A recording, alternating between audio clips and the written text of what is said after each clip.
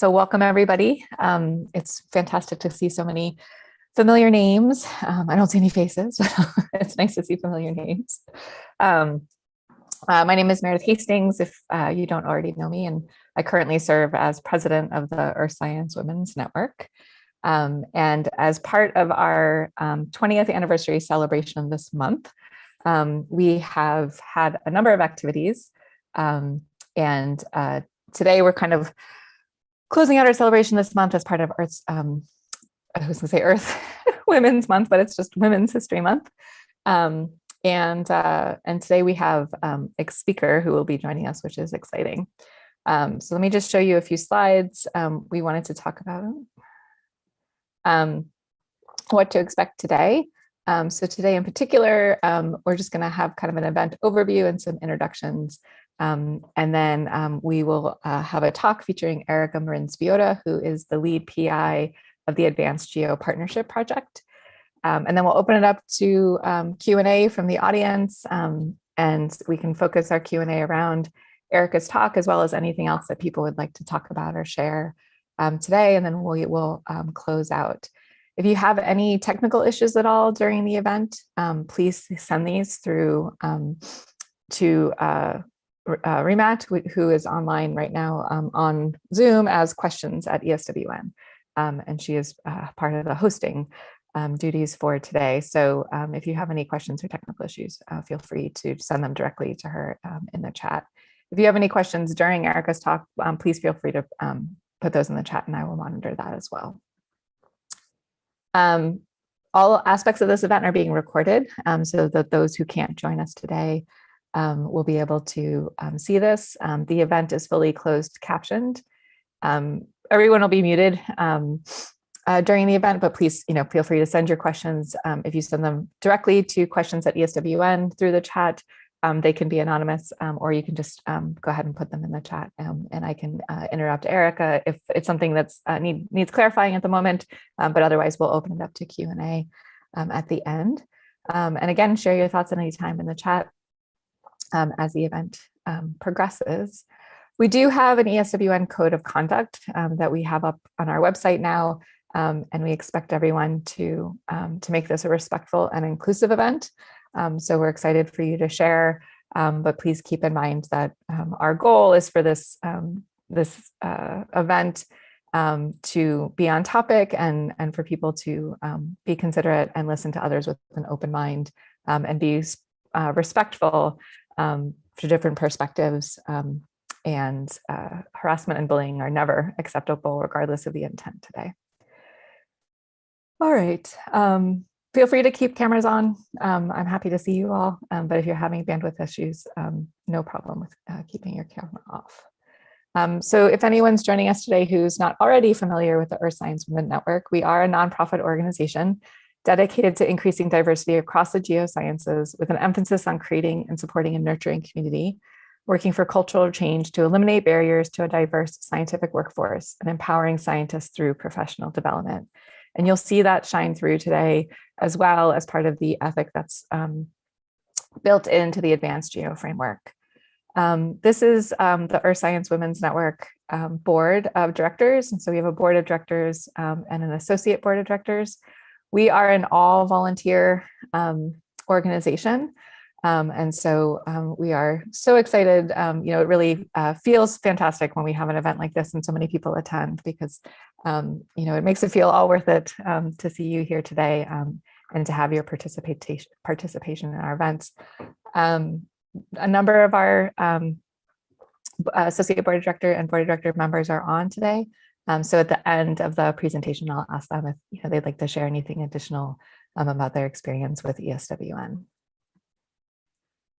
2022 marks ESWN's 20th anniversary, and there's lots of events and activities happening this spring. We had an event on March 8th to kind of begin the celebration of this month and the 20th anniversary of ESWN for this year. And today we have an ADVANCEGeo collaboration presentation. We have a raffle that we're conducting right now. And so later we'll share with you the link to buy tickets for that. This is to help raise money for ESWN as well, just engage members in the organization this month as we celebrate 20 years. We also have a silent auction going on with wonderful, fantastic things that people have donated to ESWN. A lot of artists, original pieces, and also artist-based pieces that are unique. And so if you bid on that item and you are the winner, there are some of the items that will be made custom for you. So that's also really exciting. And we're really grateful to all of the wonderful people who have donated things for the silent auction. We also have an oral history project, part of which we presented during the March 8th event, which features interviews from some of the founding members of Earth Science Women's Network to reflect on the creation of ESWN and how things have changed, particularly for women in the geosciences over the last 20 years, and what things haven't changed and the need for change, which we'll talk a fair amount about today. So it's my distinct pleasure to be able to introduce Erica Marin-Spiota, who is an amazing colleague and friend. She is currently a professor of geography at the University of Wisconsin-Madison. Her research area is in terrestrial ecosystem biogeochemistry, as well as in strategies for broadening participation in science. And she formerly was a leadership board member of ESWN. She is the lead PI of the ADVANCEGeo Partnership project. And she is an incredibly established scientist, not only through awards such as the Presidential Early Career Award in Science and Engineering, but she's also received well-deserved recognition from a number of organizations such as the Association for Women Geoscientists, the American Geophysical Union, and she has just recently become an AGU fellow, which is also distinctly exciting and well-deserved. So I'm excited for Erica to go ahead and take over and share her presentation. Excellent. Well, thank you, Meredith, and thank you, Karen and Rima, for inviting me to share some of the work that we've been doing today. Okay, excellent. Great. So today I wanted to talk about the work we've been doing with the ADVANCEGeo Partnership, and also talk about some of the collaborations that the Earth Science Women's Network has been able to develop with other organizations, and think about some future collaborations that we're really excited about pursuing. And I want to acknowledge that all the work that I'm talking about today, I'm speaking to you, but it's really the fruit of a very collaborative, incredible team. So I wanted to mention them. Some of them are here today: Rebecca Barnes, Asmaret Asafau-Berhe, Meredith Hastings, Allison Matthias, Blair Schneider, Billy Williams, Christine Fabian, Julie Martins, Emily Diaz-Vallejo, and Vicky Magley. And I wanted also to recognize especially Blair Schneider, because she was the past president of the Association for Women Geoscientists, and wanted to recognize just what an incredible collaboration those two organizations, ESWN and AWG, have had over the years. So the ADVANCEGeo Partnership is, as I mentioned, a huge collaborative team that includes individuals and leadership from multiple organizations, started with American Geophysical Union, the Earth Science Women's Network, and Association for Women Geoscientists. And we've since expanded, included the Geological Society of America, Soil Sciences Society of America, Ecological Society of America. And we actually have kind of the next stage proposal in review right now, where we have an incredibly exciting team of new partners as well. And so hopefully in a couple of years, I will be back sharing some of the work that we're doing with those new collaborators. And so why the geosciences? Why are we focusing on building partnerships to catalyze cultural change in the geosciences? I'm sure a lot of you have seen tons of graphs, highlighting the geosciences as one of the least diverse fields across STEM, not only in terms of gender diversity, but also in terms of racial and ethnic diversity. And so the geosciences are unique in some ways, but they're also not that different from other fields, which means that there are lessons that we can learn from the geosciences that can be applied to other disciplines, And then we also can definitely take advantage and learn from the incredible work that has been done in education and social sciences and other STEM disciplines, and apply that to our field as well. And so there's been a lot of work trying to understand why the geosciences are one of the least diverse fields in STEM. And there's been a lot of work recognizing, bias, especially gender and racial and ethnic bias at all different levels of people's kind of career advancement through the geosciences.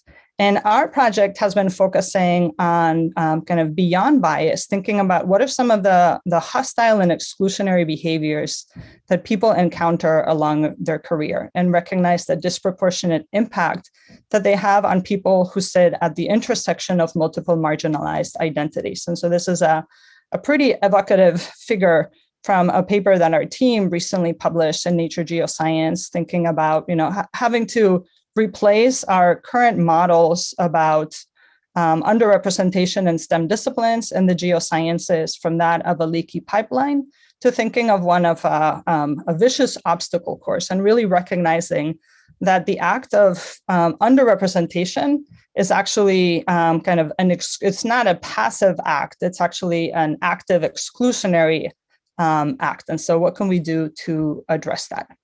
And so I want to give a little bit of history to ADVANCEGeo Partnership, and then I'll jump in and talk about what the project has been doing. And so in the fall of 2015, right when we had news of sexual harassment hitting the American, the Astronomy Society, American Astronomical Society, AGU leadership reached out to ESWN and AWG, who have had collaborations with AGU for quite a few years, to help them think about what AGU could do proactively to address the problem of sexual harassment in the geosciences.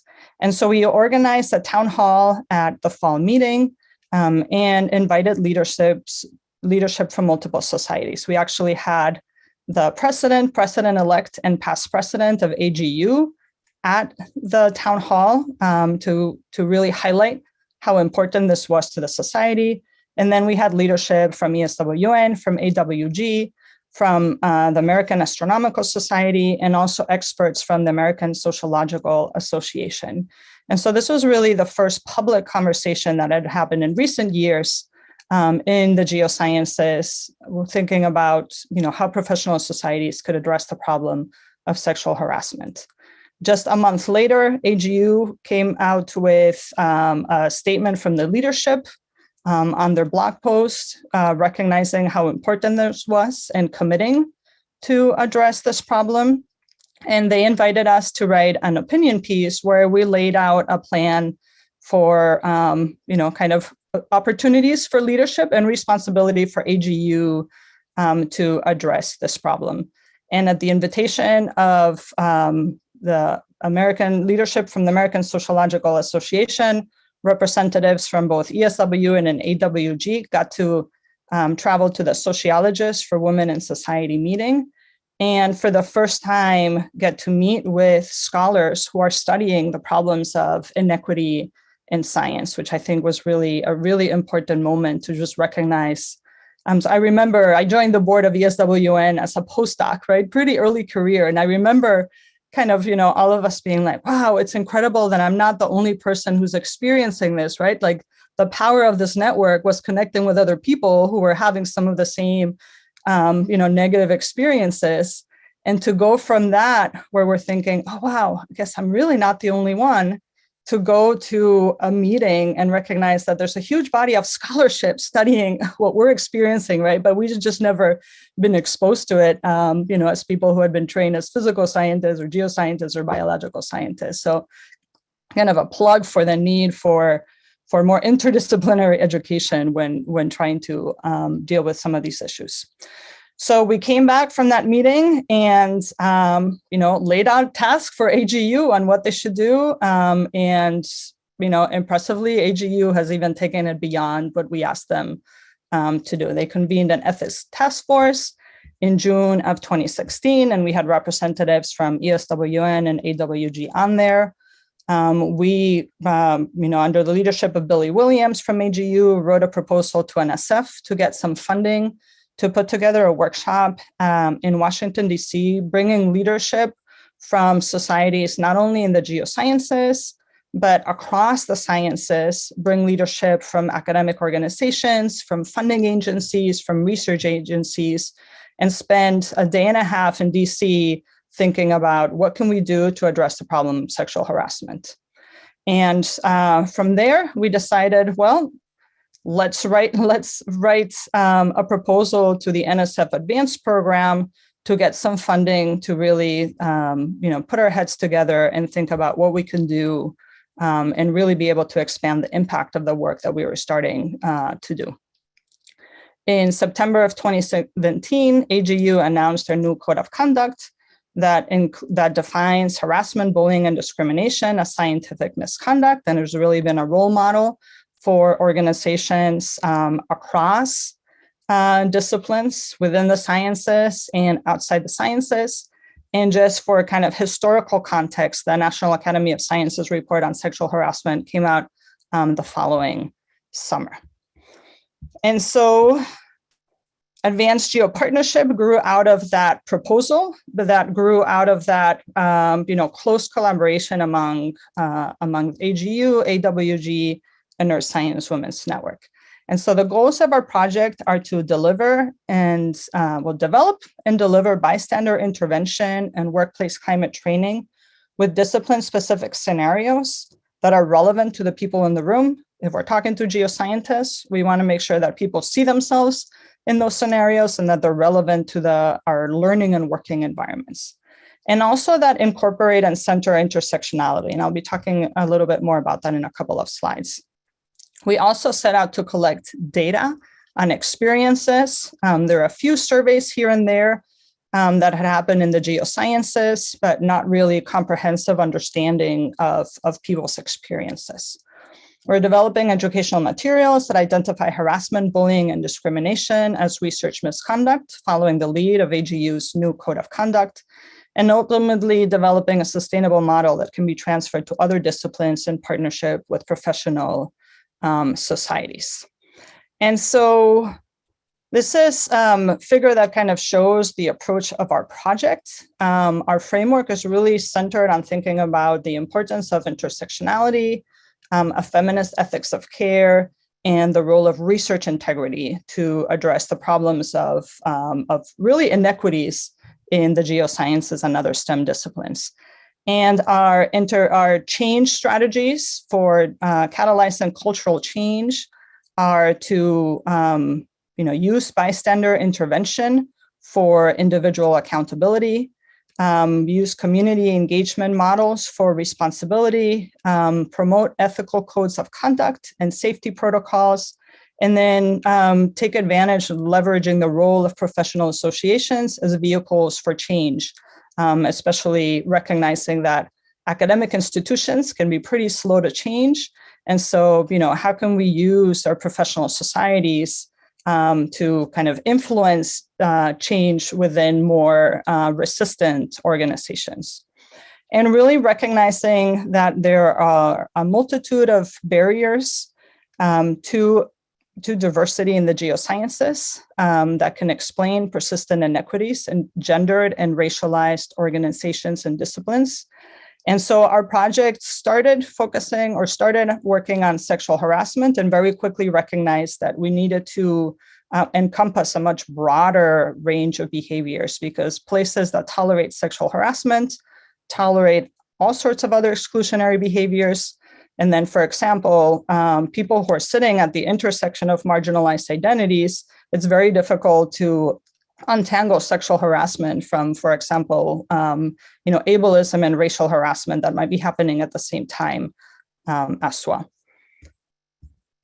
And so we have been using intersectionality as a framework for our work. And it really highlights that the problems of inequities in STEM are a function of social injustice and oppression. And that while professional development and mentoring is really important for individual career advancement and for recruitment, into STEM disciplines, that we really need to focus on changing the environment, and that the problem is not in individual people, right? For example, not being prepared to succeed in the geosciences or in STEM, but that the system itself is discriminatory and hostile. And so that we really need to think about altering the system.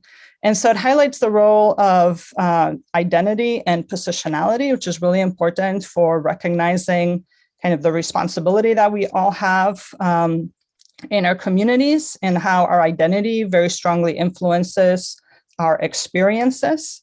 Intersectionality also centers the role of unequal power dynamics and recognizing how important that is in shaping people's experiences, and also for how important it is to address inequities in power dynamics when trying to solve some of these problems.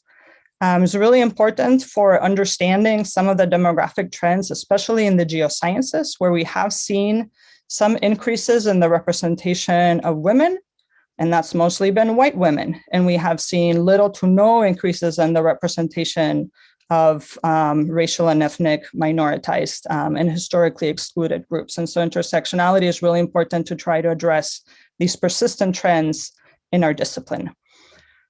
Focusing intersectionality, as I mentioned earlier, also really quickly expanded the scope of our project from sexual harassment to thinking about hostile climates.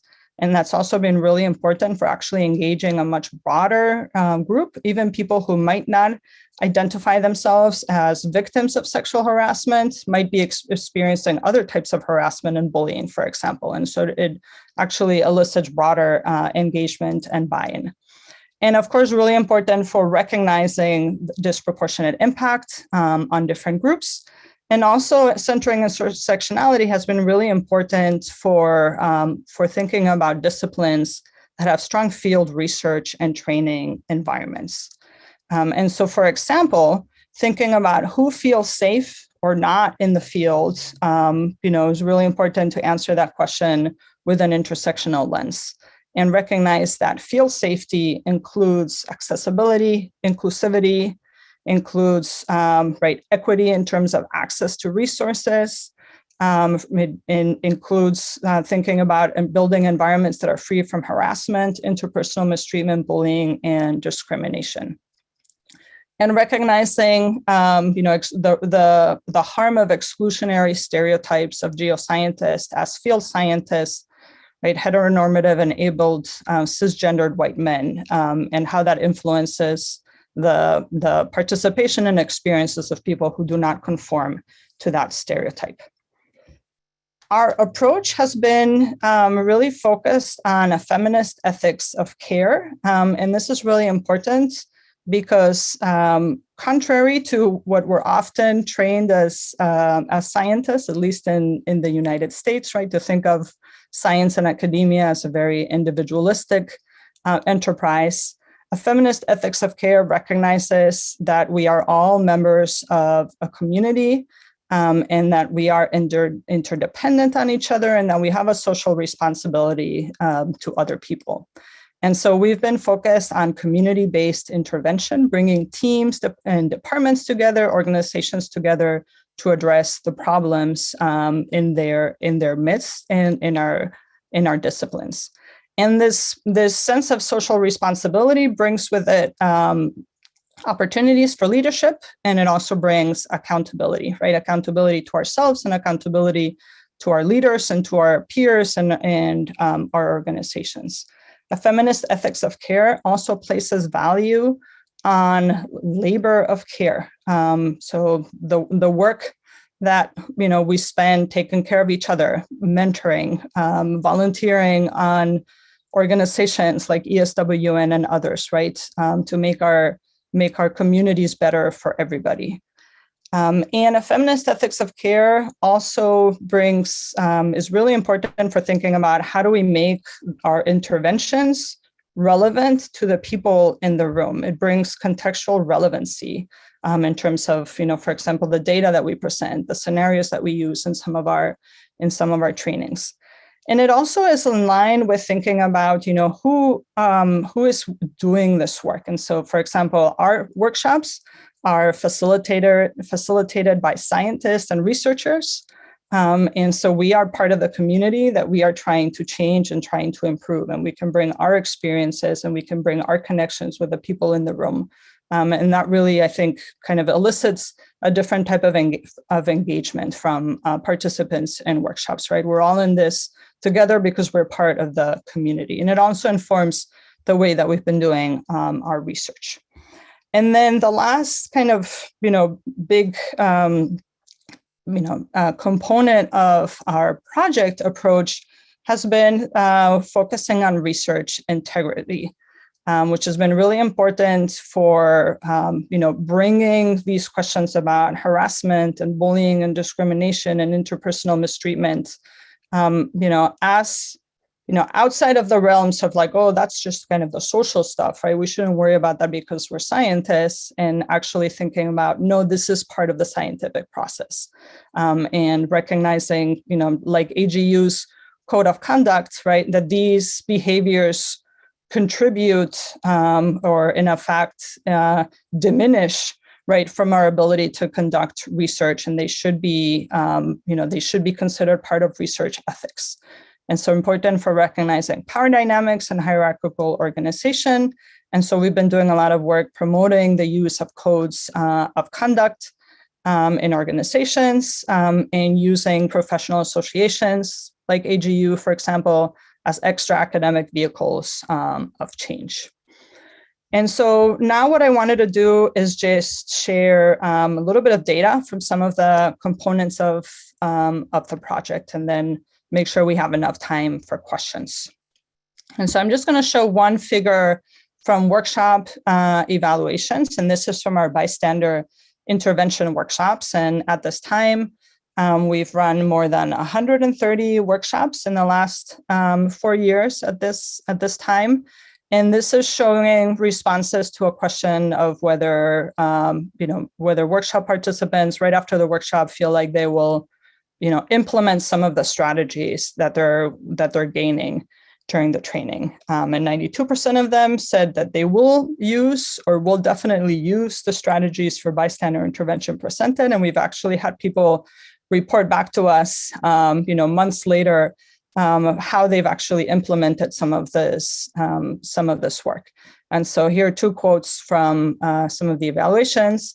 As someone who does not like confrontation, it gave me tools to work with. And then someone said, because I want to change the culture of the academy, and it starts by actively using these strategies. So thinking about how are people empowered to address some of the behaviors around them. We also conducted a climate survey of the geosciences through our partner societies.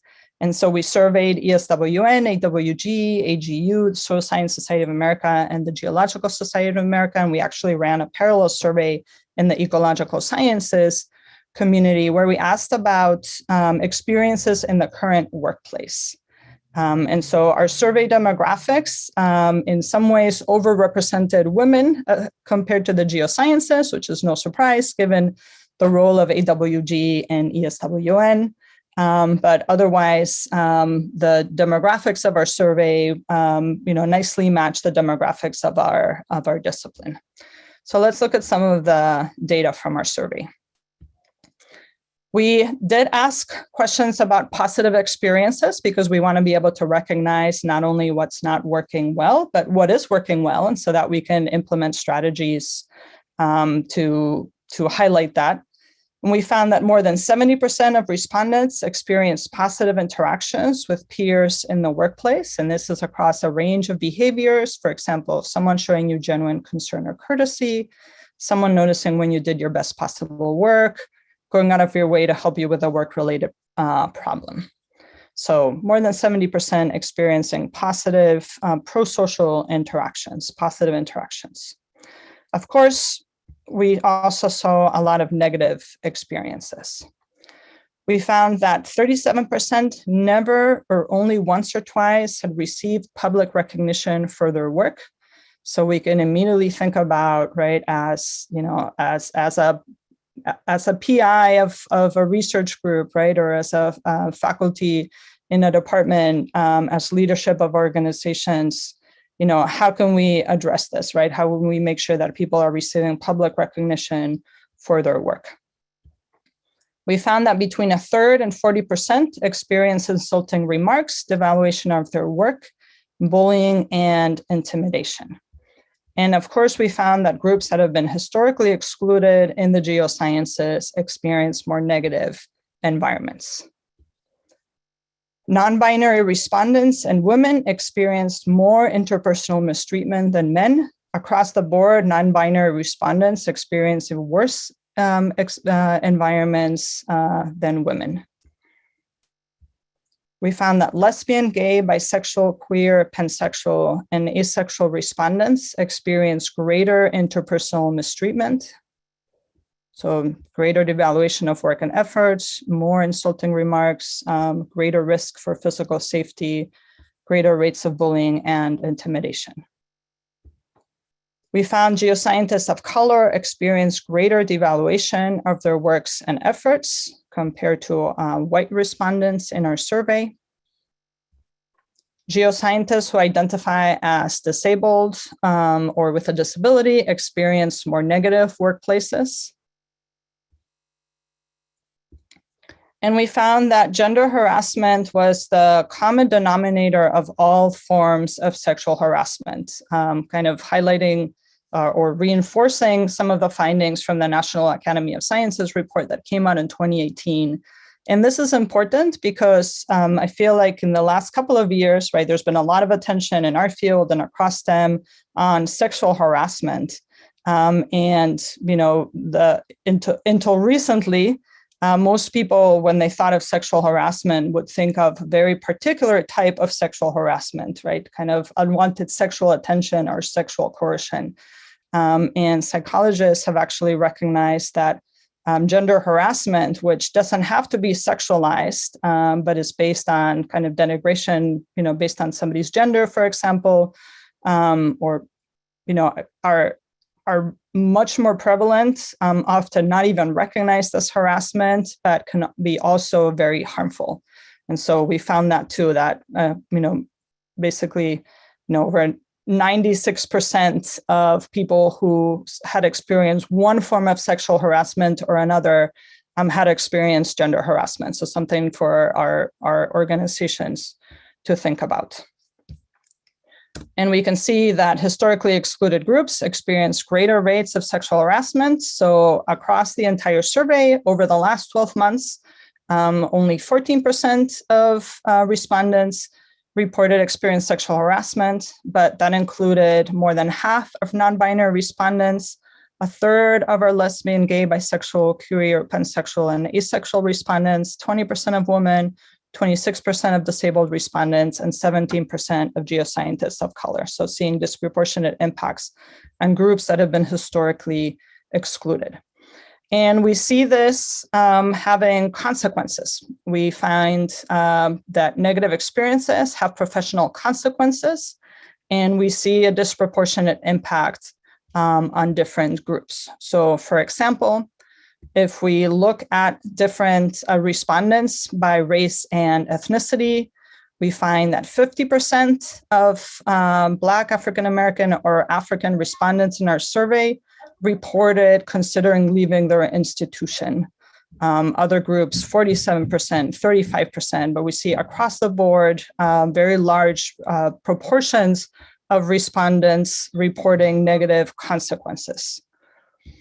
We see 68% of non-binary geoscientists more likely to consider a career change, followed by 39% of women, 21% of men, 52% non-binary geoscientists more likely to consider leaving their discipline.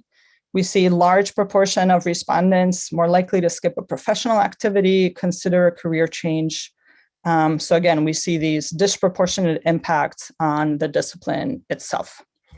So the take-home messages from the climate survey are that workplace experiences in the geosciences differ by gender, race and ethnicity, sexual orientation, ability status, and career stage.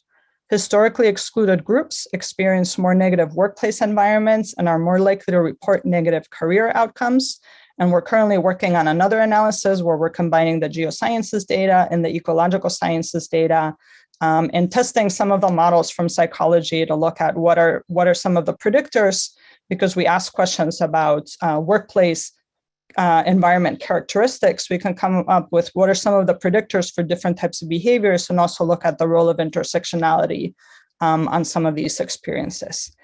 And diversity, equity, and inclusion efforts should address hostile behavior effects on careers and retention in the geosciences.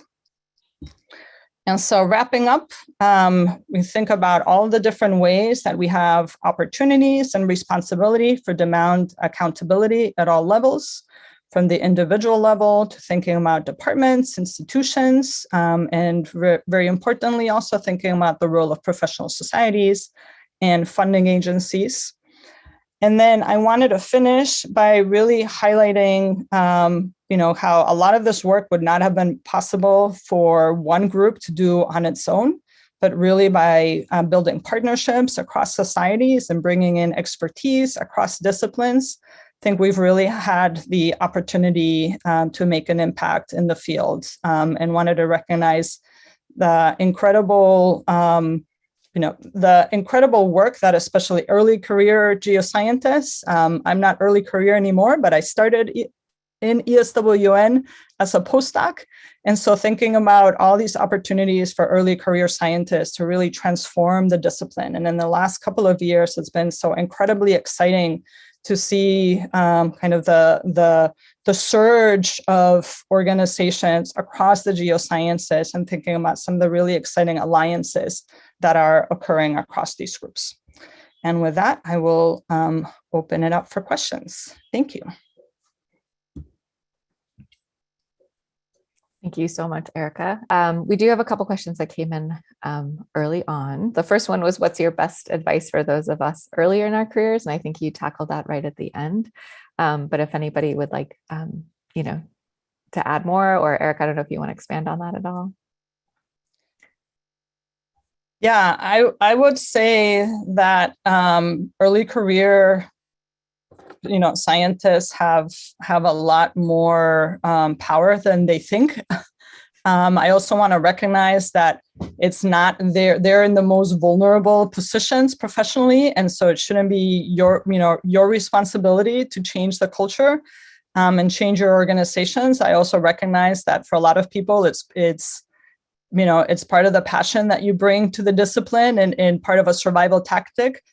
But that really, it should be the work of people in more established, hierarchical positions to do that work. At the same time, I want to recognize that at my university, a lot of the change that we're seeing are being driven by grad students. And so that is incredible, but it should not be, right? We shouldn't wait for them to take on that burden. But I think at the same time, early career scientists have the opportunity to join the leadership of organizations, right, like ESWN and AWG and GeoLatinas and other groups, and also join the leadership of AGU and GSA and, multiple of other societies. And so, that's a kind of a way, professional societies are less hierarchical than some of our professional, right, like some of our employer organizations.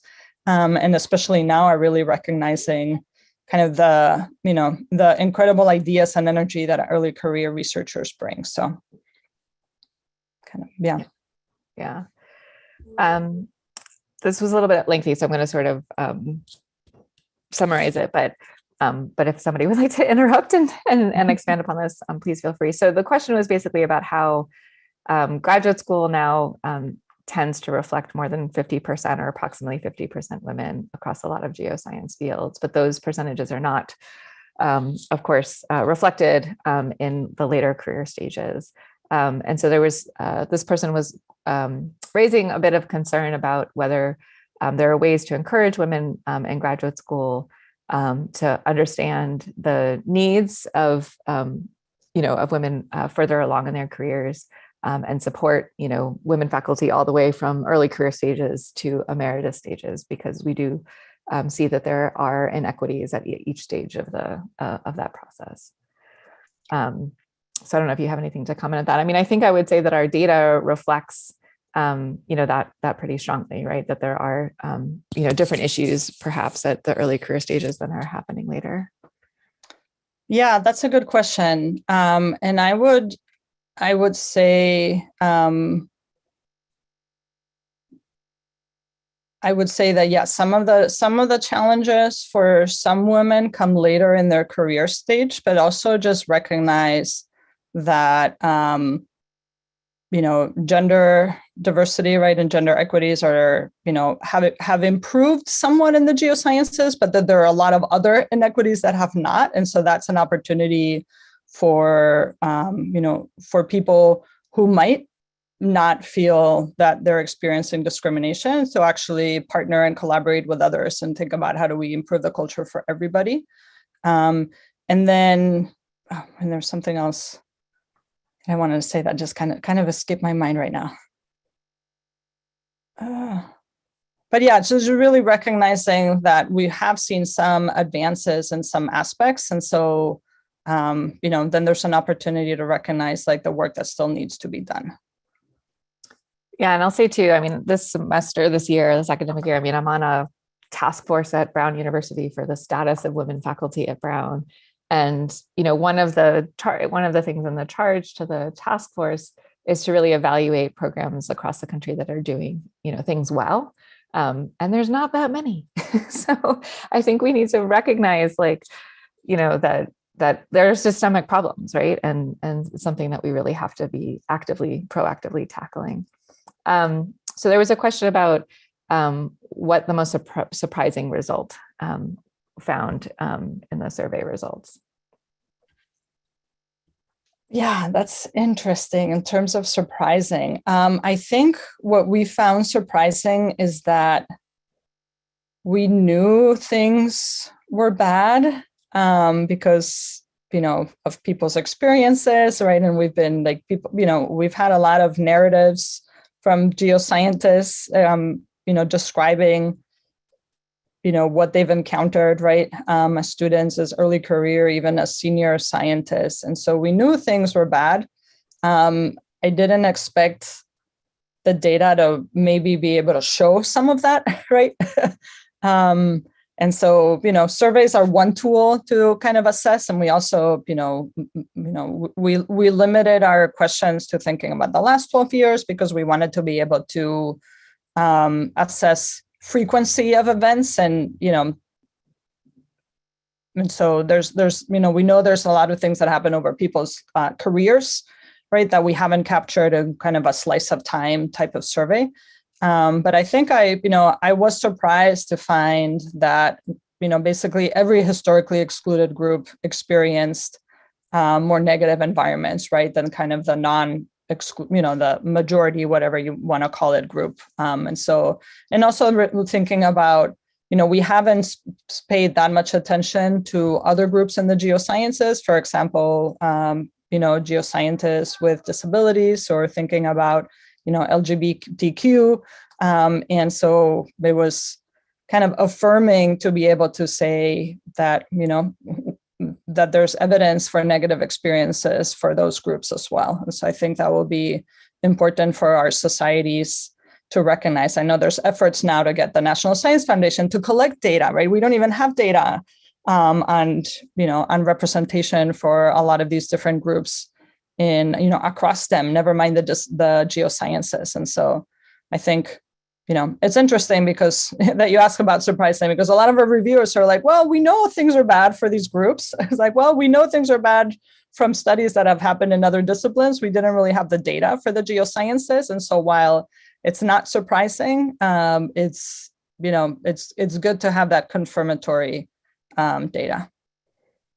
Yeah, thank you for that. And I'll just add to Erica's response too, that I think we've seen it be effective as well in our workshops and kind of presenting this kind of information to men in the geosciences, right? The, sort of dominant groups in the geosciences, that it's effective to show them data of their own communities, right? To I think that people tend to push it off like, oh, well, these statistics don't represent me or my department or my field, right? So you have a couple questions in the chat. One was about Unfortunately, I've been confronted more than once in my early career thus far by white men in the field to say that they are now at a horrible disadvantage due to DEI efforts, suggesting that I, as a young white woman, am now better off to find jobs and opportunities. Do you have any good advice, tips on how to respond to this question? I would say, where's the data? Yeah, show me data where it shows that white men show me data where at a disadvantage. Where this is happening, right? Like where have you been at a disadvantage? Yeah. You know, and I think, you know, there's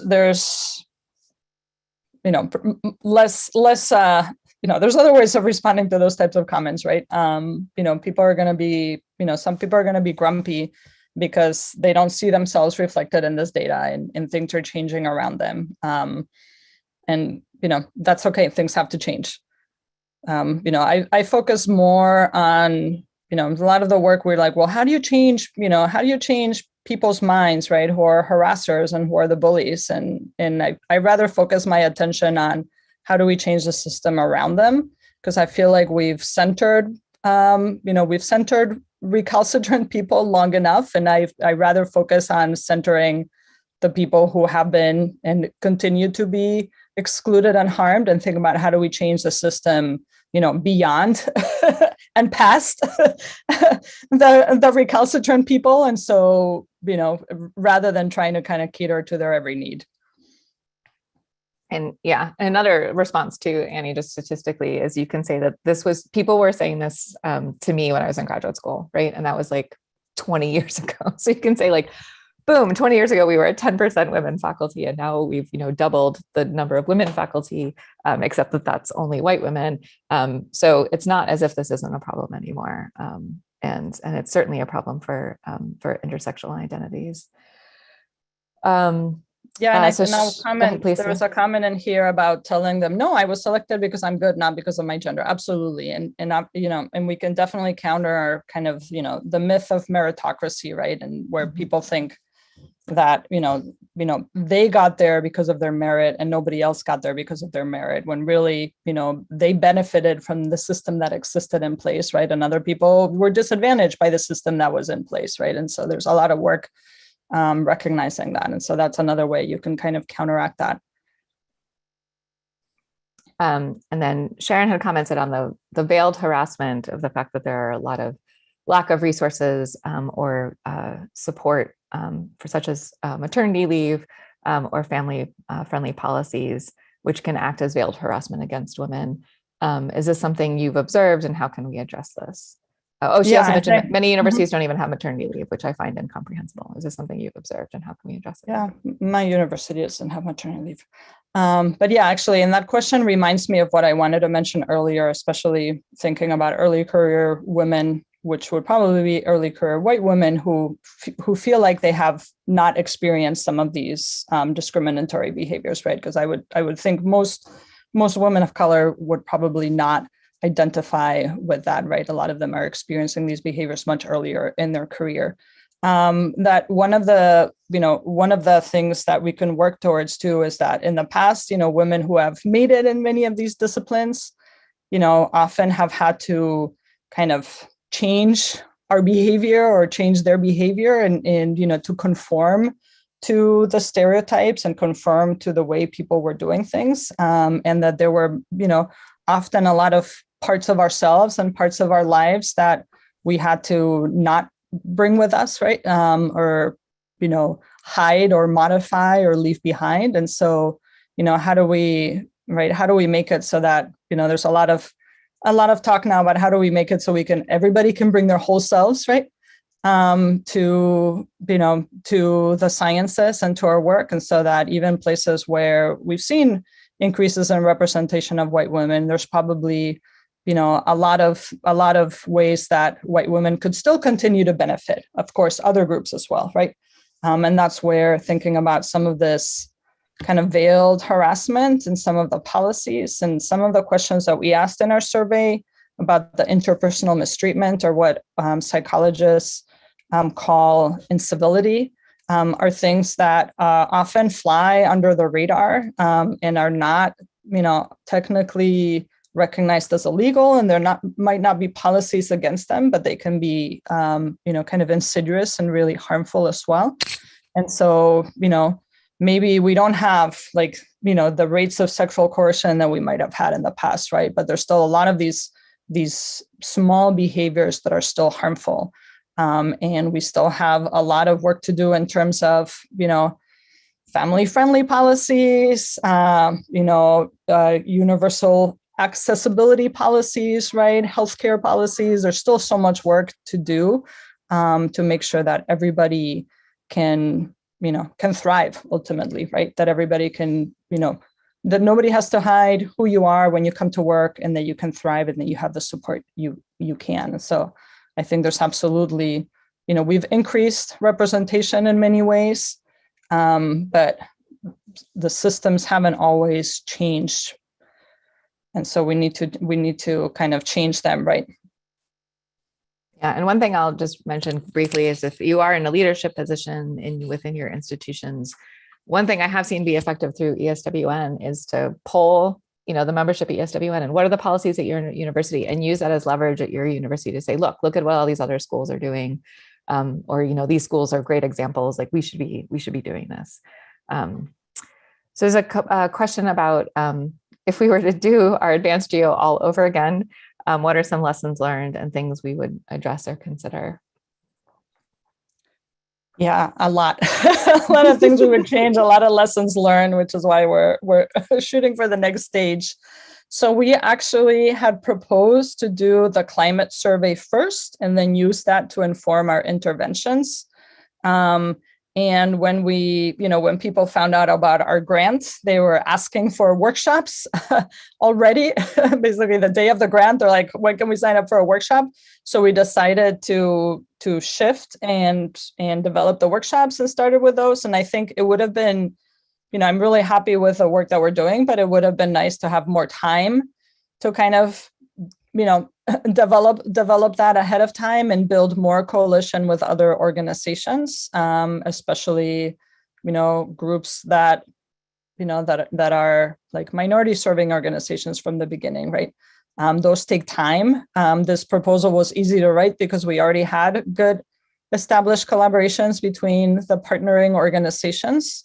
And so we've been working on developing those for the next stage.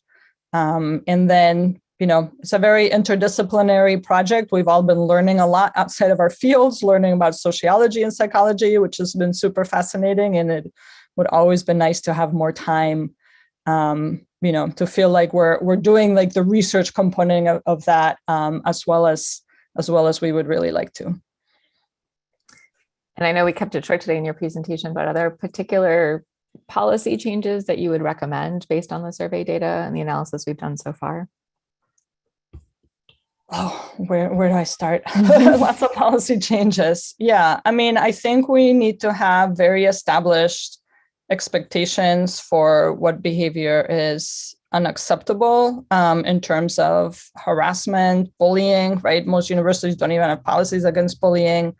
I would like to see more accountability. Right now, I'm speaking from an academic perspective. I'm a professor at a university. Our university was in the news last week with a lot of stories about bullying, right? And, how can we change policies so that we can actually, if we need to fire people because they're really harmful, how do we do that, right? So that, those are one ways. There's a lot of, I would love to change kind of our expectations and policies for tenure so that we value this type of work and we value the work that people are putting into, diversity, equity, inclusion, social justice, into their mentoring, their teaching, and their research. Because right now we not only not value it, we actually kind of, it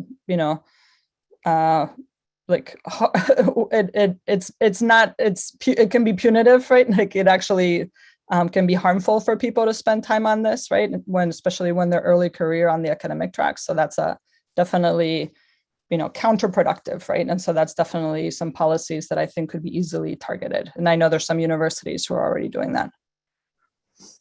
yeah, we could go on and on, and that's a start. That's we're still, yeah, we're still Yeah. working on this, and we're hoping we get a Advanced Geo 2.0 grant, and we definitely will be working much harder on solution-based thinking. But I'm glad we were able to intersect some of that today. And speaking of intersectionality, I will also mention that a lot of the materials that exist today, I think one place that we really need to be thoughtful about is a lot of the, emphasis has been put on increasing people just into the pipeline, right, without changing those policies or changing those structures. And so, and it's clear that that's what we need, and that a lot of our policies that are in place do not take intersectionality into account at all. So we are running out of time, and I know I want to be respectful of people's time. Somebody asked about mentioning access to training. So please feel free to request workshops through our website, which Erica posted in the chat. We do have a number of different kinds of workshops.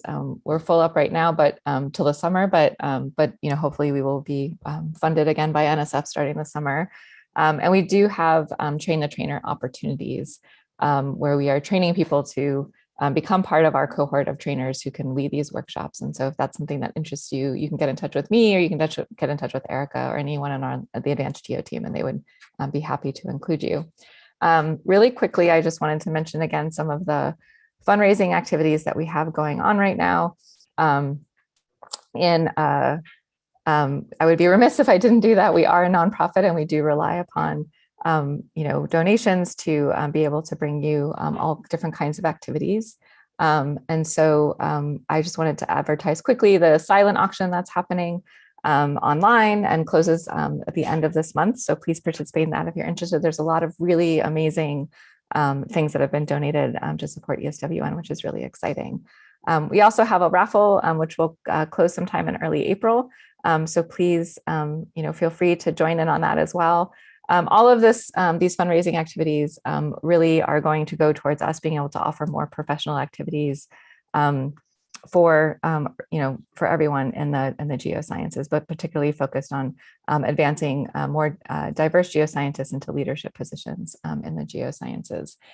So I will also mention that we do have a workshop coming up this summer. Well, it's in May, which is the start of the summer, and I will put that in the chat right now.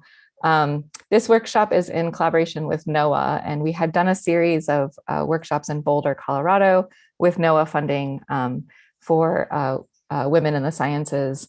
And we have a little bit left over because of some cancellations that happened due to COVID. And so we're going to use that to host a 30-person workshop. It's for women or people who identify as women only. So, but it's 30 women, and it'll take place in Florida in May. So if you click on that link, you should find all the information and an application for the workshop as well. So thank you all for attending today. We really appreciate you and appreciate your contributions to helping us with our goal of diversifying the geosciences and making science in general more welcome to everyone and more supportive to everyone. And thank you also for contributing to the ESWN community, which is just an amazing, trusting, and valuable community that really is obviously close to my heart. So thanks again, and have a good day.